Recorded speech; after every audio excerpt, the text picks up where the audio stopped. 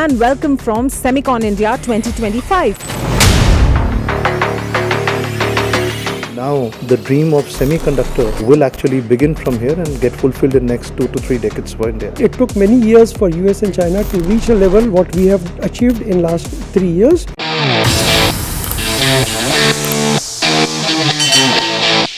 To see Vicram 2 being announced is a material milestone for the country. What the government has done for semiconductors goes far beyond normal traditional PLI.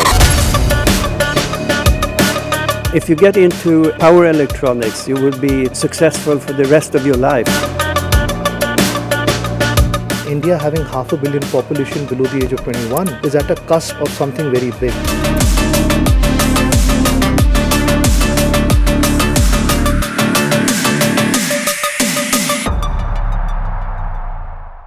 Hello and welcome from Semicon India 2025, where history is being made. Today, India stands at the forefront of a technological revolution, having just unveiled its very first made-in-India semiconductor chip, the Vicram 32-bit processor. This milestone reflects the country's rapid growth. The Indian semiconductor market, valued at about $45 to $50 billion this year, is projected to be more than double and cross the $100 billion mark by 2030. With industry giants and global delegations from more than 48 countries here and investment commitments from leaders like AMD and Lam Research, India is truly becoming a global hub for chips, design and innovation, poised to play a critical role in the projected $1 trillion global semiconductor market by 2030. So let's go and talk to the experts in Semicon India and ask them about the growth and development of semiconductor industry in India. So, sir, how have you seen the semiconductor market in India change altogether in the last couple of years? So I think the focus of government has really pushed the entire semiconductor in the right direction. The government is really playing a very vital role in taking the entire sector now and making it equivalent to what's happening globally. And keeping in mind, what's there with the startups, what's there with the prominent companies in the country. Without the government push today, the sector cannot take off. And now with the will of the Prime Minister and the will of the ISM, we believe that a lot of action on ground has started taking place. Investments have started taking place.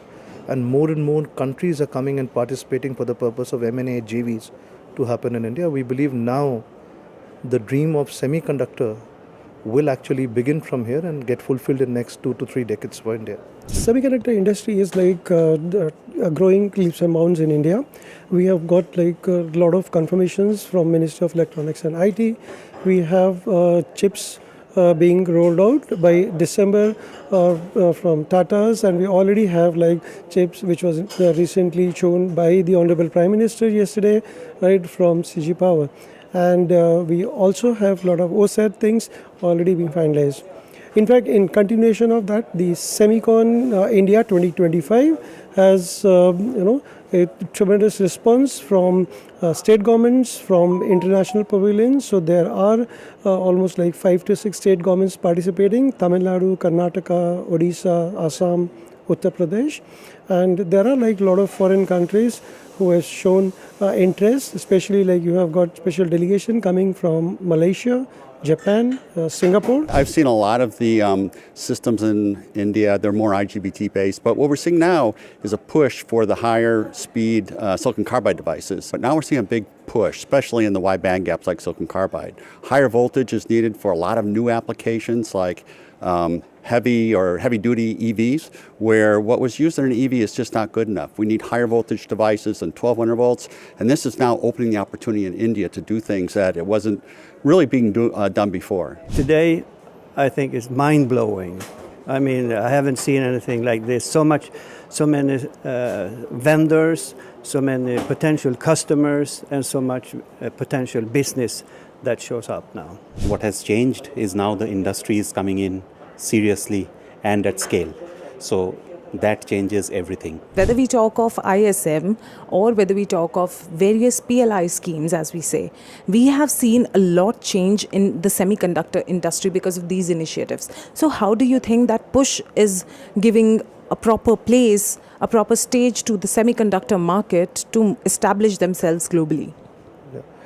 See, what we understand is that without the willingness of associations like India Semiconductor Mission, which has come up with PLI schemes and schemes where pari-passu is participation is there, and with states now being encouraged to help companies contribute to a level of up to 25% in terms of the capital they are giving.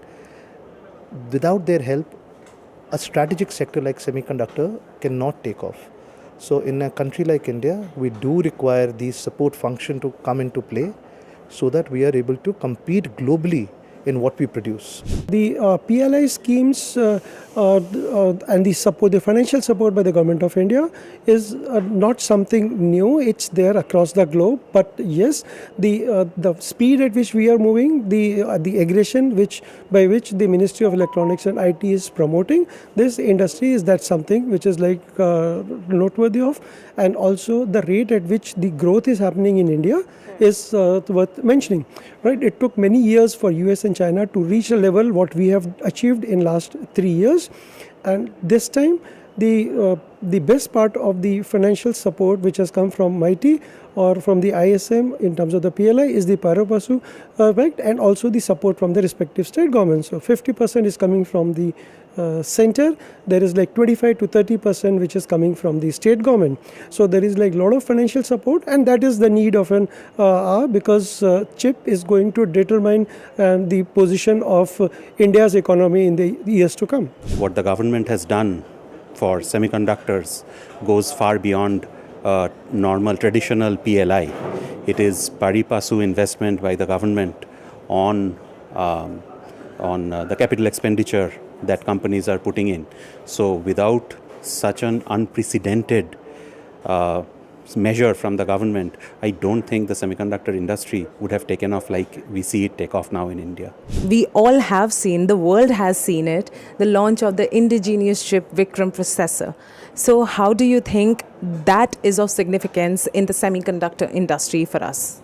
So firstly, it fills our heart with a lot of pride that, India has been able to come up with its own chip. Second, it is awakening to the upcoming players in this industry, saying that if the world can do, we can do the same.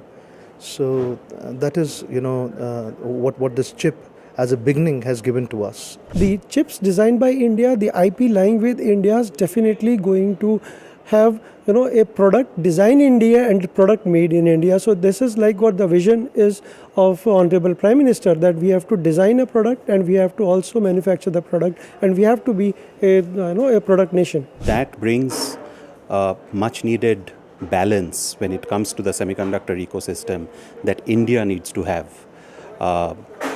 Looking at the needs of our vast and diverse country, which sits in a challenging environment, we need to be a semiconductor nation in a very holistic sense. We need to have not just manufacturing, which we see taking off.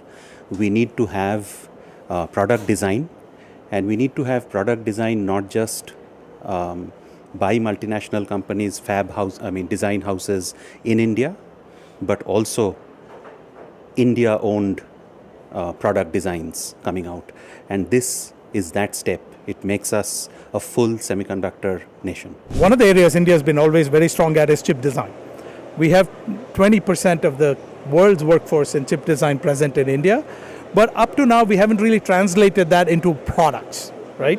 And so to see Vicram 2 being announced is a material milestone for the country, because we've been able to graduate to that next level where we've taken our chip design capabilities and turned that into a product, and that product announcement is a significant milestone for the country. How do you think that this is giving a push to the semiconductor industry altogether and pushing other people, other businesses to come here, develop in India, make for the world? How do you think that is happening through this particular ISM? Yeah, well, for sure, Semicons and other conferences like this often bring stakeholders from across the spectrum together to have conversations, to get ideas, to be inspired by what they see, and then to learn from each other and aim for something bigger and better. So in that sense, this conference is already a success, right?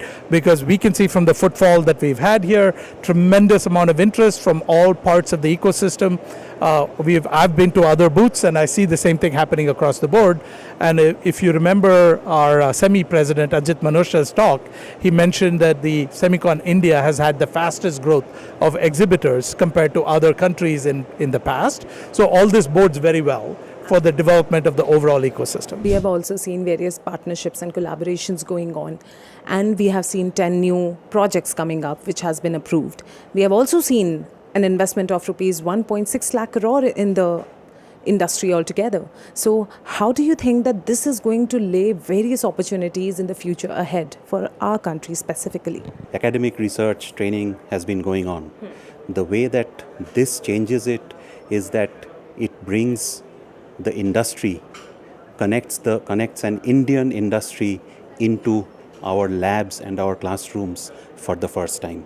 So that is going to change the nature of the talent that we produce, how they view the opportunity, where they go, and I would say the entire global semiconductor industry is looking to India for the talent that it needs to become a $1 trillion industry. So the steps that we are saying now will help us take steps in that direction. In terms of the employability, that is like one, and also in terms of your development of the academia and the institutions. Right? Recently, there was also announced by Honorable IT Minister, Mr. Ashwini Vaishnaw, about the chip which was developed in collaboration with CDEC. And the best part was it was not only the IITs of India who were progressing, but it is also the universities in the tier 2 and the tier 3 cities. The talent lies over there, and then we see a lot of development happening over there. So definitely these projects are going to help India in terms of the manufacturing. These are the projects which are going to help in terms of increasing the economy as well as the employability. We're living in the electrification of everything. Things that were mechanical are being electrified. You see the EVs now, they're becoming a much higher percentage of the cars on the road. So this is something that's driving demand everywhere, not just high voltage, not just low voltage, not just control, across the whole spectrum. And to have that vision to say we need to be India for India and have our content is key. With the kind of law, labor, land reforms which are available now, and the leading companies across the globe betting on the country India, we believe this 10 investments which have come up and the tie-ups which have happened, they will be the landmark in times to come to establish the entire sector. So it's a welcome step. The companies globally have shown the confidence in India, and we do believe that we will be catering, at least from the manpower point of view in semiconductor, we are very well placed as a country to contribute to the entire globe that way. So the best of the best skill set can be supplied by India to the globe. So this kind of investment, which is 1.6 lakh, which we are talking about, many more to come in next half a decade to a decade is what we can say. So, sir, when we talk of Prime Minister's vision and leadership and the future that he sees in our country, we have all seen how much he has given a push to the semiconductor industry. Yes. So how do you think that his vision has accelerated the semiconductor industry and the mission altogether and taken India forward globally? His interest lies in the technology and the time which he has spent with the companies, and also he is monitoring the day-to-day progress of all these OSATs and the fabs which are being in progress by OSAT, by Tatas and Microns and CG Powers and Keynes. So that shows the commitment towards the development of the semiconductor industry, as well as the keeping in mind the India's number 2 position in the years to come economically in the global position. We've definitely seen an acceleration in the commitment of the nation. As a leader of a nation, you often have to explain things in simple but very clear ways. I heard the Prime Minister talk about how oil was the black gold of the 20th century, but chips are the diamond of the 21st century.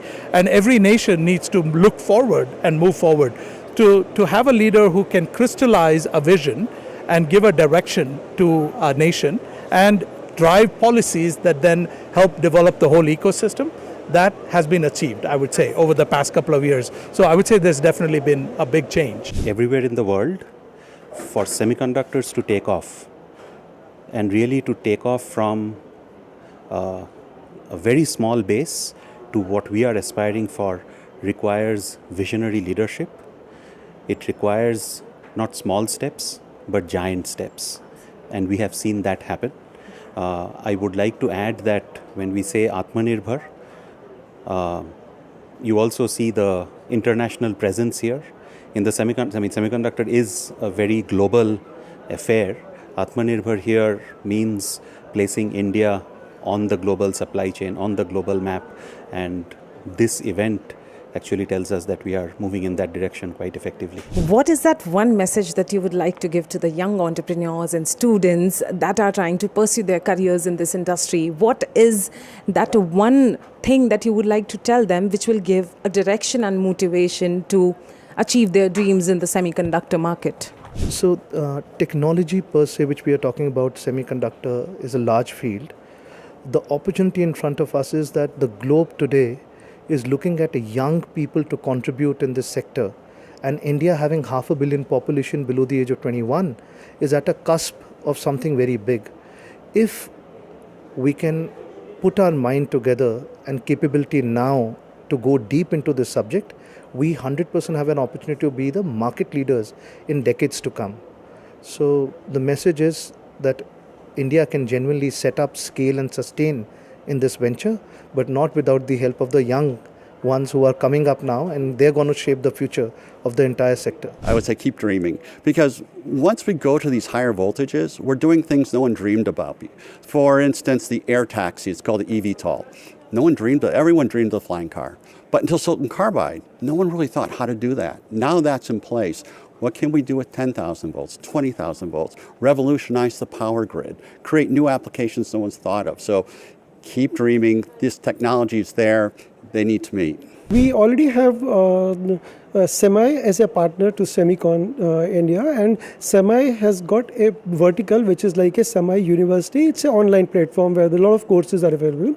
Other than the Semi University, like we have got the Electronic Sector Skill Council of India working on it, and also the EDA tools which is being given by the IT Ministry to students and the universities, like so that they can use the EDA tools from the Cadence and Synopsys, to develop the chip. So that is like one part of it, and also the workforce development on which like we are working. So that is also helping India to develop that talent pool. To me, this is the most exciting industry to be in. I've been in it for 33 years, and I see the industry only accelerating.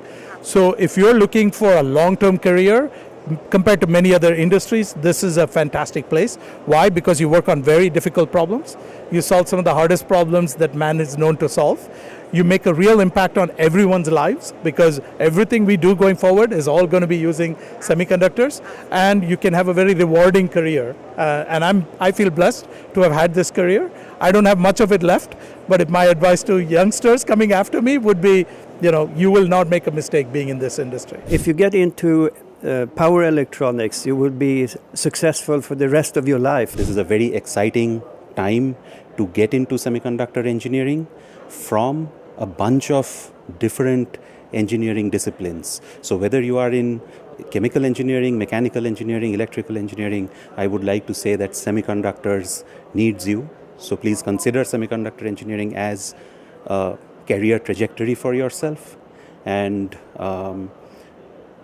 the semiconductor industry needs you, but also India needs some of you to create the next generation of semiconductor companies. So we need entrepreneurs also, and we welcome you. We, as I'm a professor, we welcome you into this field.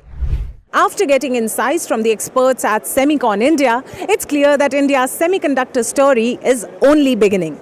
The world now looks to India with renewed trust and excitement as visionary policies such as the 76,000 crore rupees incentive scheme help build not just manufacturing prowess but an entire self-reliant semiconductor ecosystem.